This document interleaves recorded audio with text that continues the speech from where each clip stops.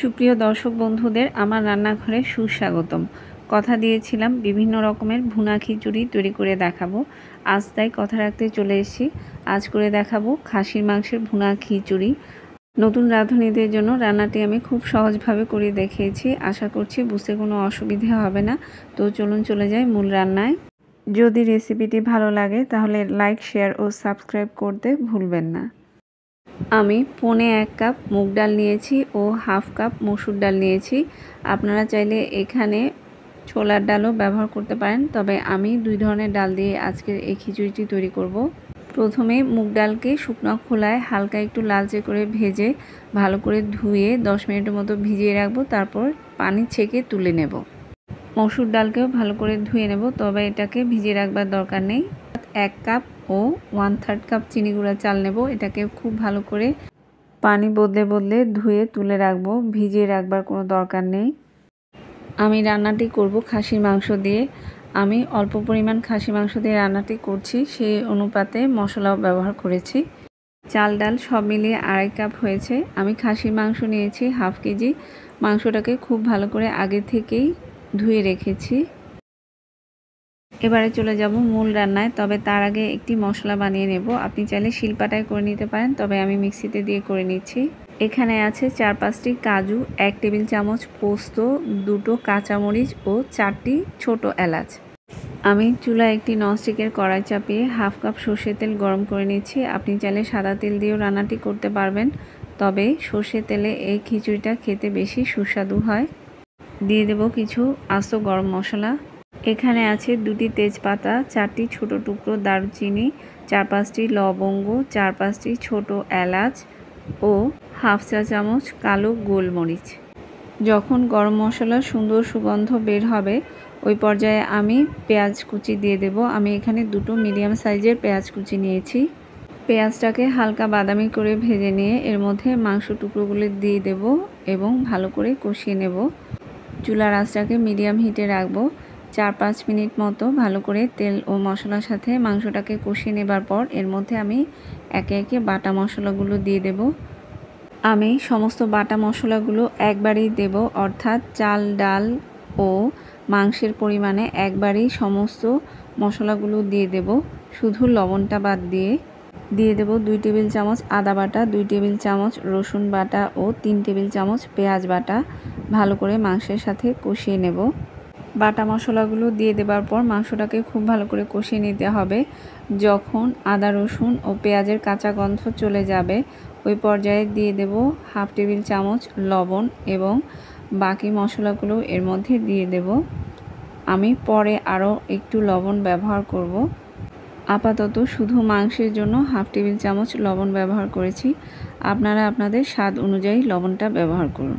এবারে একে একে সব গুঁড়ো মশলা দিয়ে দিচ্ছি। প্রথমে দেব 1.5 চা চামচ হলুদ গুঁড়ো, 1/2 চা চামচ মরিচ গুঁড়ো, তবে ঝাল যে যেমন পছন্দ করেন সে বুঝে ঝালটা অ্যাড করবেন। দিচ্ছি 1 টেবিল চামচ ধনে ও 1 চা চামচ জিরার গুঁড়ো। মশলাগুলো দিয়ে দেবার পর আরও ভালো করে মাংসের সাথে কষিয়ে নেব। সমস্ত মশলাগুলো দিয়ে দেওয়ার পর মাংসটাকে ঢাকনা দিয়ে ঢেকে 5 থেকে 7 মিনিট ধরে মিডিয়াম হাই হিটে রান্না করে নেব। এবারে দিয়ে দিচ্ছি 2টো কাঁচামরিচ, এগুলোকে আমি ভেঙে দিচ্ছি। মাংস কষানোর সময় যদি কাঁচামরিচ দিয়ে দেওয়া হয় এর সুন্দর একটা সুগন্ধ মাংসের মধ্যে অ্যাড হয়। ঢাকনা দিয়ে ঢেকে মিডিয়াম আঁচে 5 থেকে 7 মিনিটের মতো রান্না করে নেব। ফিরে আসছি প্রায় 7-8 মিনিট পর। এবারে দিয়ে দিচ্ছি ফেটিয়ে রাখা টক দই। এখানে 2 টেবিল চামচ পরিমাণ টক দই আছে। দইটা দিয়ে ভালো করে মাংসের সাথে নাড়িয়ে মিশিয়ে নেব এবং ঢাকনা দিয়ে ঢেকে মিডিয়াম লো আঁচে 10 মিনিটের মতো রান্না করে নেব। দইটা দিয়ে দেবার পর ঢাকনা খুলে 2-1 বার নেড়েচেড়ে দিতে হবে যেন তলায় লেগে না যায়। মাংসটা সেদ্ধ করার জন্য আলাদা করে কোনো পানি অ্যাড করতে হবে না। মাংসটা কষাতে কষাতে এর মধ্যে থেকে অনেকটাই পানি ছাড়বে এবং দই দেবার কারণে মাংসটা খুব সহজেই সেদ্ধ হয়ে যাবে।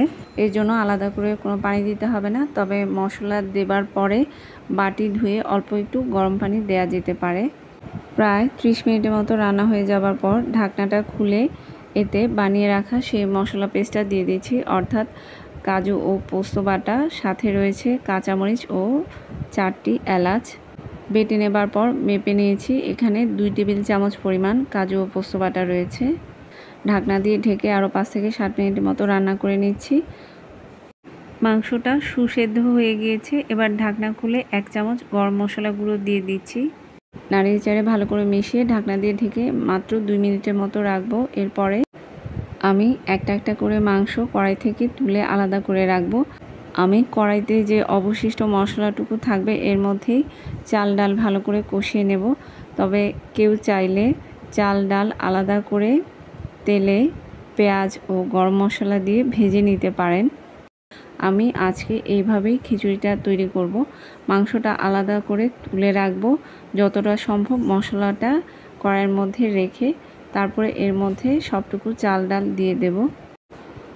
চাল ও ডালকে খুব ভালো করে মশলার সাথে মিশিয়ে নিয়ে কষিয়ে নিতে হবে। ভাজার কাজটা একটু সময় নিয়ে করতে হবে এবং এই সময় চুলার আঁচটাকে মিডিয়াম লোতে করে দিতে হবে। হাই ফ্লেমে ভাজা যাবে না, তাহলে মশলাগুলো পুড়ে যেতে পারে।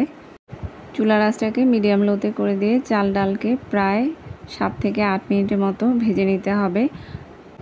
ভাজতে ভাজতে দেখবেন চাল ডালগুলো থেকে এক ধরনের শব্দ হবে, তখনই বুঝে নিতে হবে ভাজা হয়ে গিয়েছে। এর বেশি আর ভাজার দরকার নেই। এবারে আমি 1 চা চামচ লবণ অ্যাড করছি। আমি মাংস কষানোর সময় এতে 1 টেবিল চামচ পরিমাণ লবণ দিয়েছিলাম এবং এখন আবারও 1 চা চামচ লবণ দিচ্ছি। অর্থাৎ মোট 1 টেবিল চামচ ও 1 চা চামচ লবণ আমি সম্পূর্ণ খিচুড়িতে ব্যবহার করছি। আপনারা চাইলে আপনাদের স্বাদ অনুযায়ী লবণটা বাড়িয়ে বা কমিয়ে ব্যবহার করতে পারেন। চাল ডাল খুব ভালো মতো কষানো হয়ে গেলে এর মধ্যে আমি 5.5 কাপ ফুটন্ত গরম পানি ব্যবহার করছি। আমার চাল ডাল সব মিলিয়ে হয়েছিল 2.5 কাপ। আমি 5 কাপের বদলে এখানে 5.5 কাপ ফুটন্ত গরম পানি ব্যবহার করছি, কারণ খিচুড়িটা আমি একেবারে ঝরঝরে করব না, একটু নরম হবে। এবারে ঢাকনা দিয়ে ঢেকে 5 মিনিটের মতো মিডিয়াম আঁচে রান্না করে নিচ্ছি। 5 মিনিট পর ঢাকনাটা খুলে সমস্ত মাংস এর মধ্যে দিয়ে মিশিয়ে নিচ্ছি। তারপর আবারও ঢাকনা দিয়ে ঢেকে চুলার আঁচটাকে একেবারে লোতে করে দিয়ে অপেক্ষা করছি খিচুড়িটা পুরোপুরি রান্না হয়ে যাওয়া পর্যন্ত। ঢাকনা দিয়ে দেবার আগে এর মধ্যে 7-8টি কাঁচামরিচ দিয়ে দেব। কেউ যদি ঝাল খুব বেশি পছন্দ করেন তবে কাঁচামরিচগুলো মাঝখান দিয়ে চিড়ে দিতে পারেন, তবে আমি শুধু আগাগুলোকে ভেঙে দিয়ে দিচ্ছি, এতে সুন্দর একটা সুগন্ধ অ্যাড হবে। ঢাকনার ছিদ্রটাকেও আমি ছোট একটি এলাচ দিয়ে বন্ধ করে দিচ্ছি, যাতে ভেতর থেকে কোনো ধরনের বাষ্প বাইরে আসতে না পারে। চুলায় ছোট একটি কড়াই বসিয়ে 2 চা চামচ সাদা তেল গরম করে নিচ্ছি। দিয়ে দিচ্ছি 4-5টি শুকনো মরিচ, 1/2 চা চামচ জিরা ও 1 চা চামচ পাঁচফোড়ন। এবারে এটাকে খিচুড়ির মধ্যে দিয়ে দিচ্ছি, অর্থাৎ আমি খিচুড়িটাকে ডাবল টেম্পারিং করলাম। এতে এই খিচুড়ির স্বাদ বহুগুণ বেড়ে যাবে। এবারে ঢাকনা দিয়ে ঢেকে ফিরে আসছি যতক্ষণ না খিচুড়িটা ভালোভাবে রান্না হচ্ছে। ফিরে এলাম আরও প্রায় 20 মিনিট পর। এবারে ঢাকনা খুলে চাল ডাল ও মাংসকে ওপর নিচ করে দিচ্ছি।